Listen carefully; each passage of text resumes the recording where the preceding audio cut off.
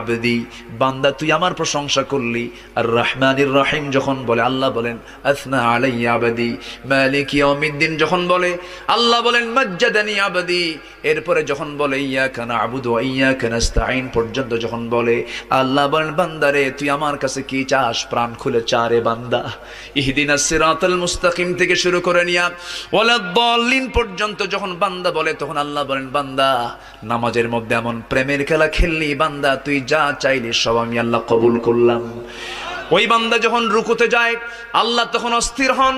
ওই বান্দা যখন সিজদায় যাওয়ার জন্য প্রস্তুতি নাই সমস্ত ফেরেশতাকে ডাক দিয়ে বলেন ও ফেরেশতারা এই বান্দাগুলো আমাকে দেখলো না, রাসূলকে দেখলো না, কোরআনকে দেখে হাদিসকে বিশ্বাস করে আমাকে খুশি করার জন্য তার সবচেয়ে সম্মানজনক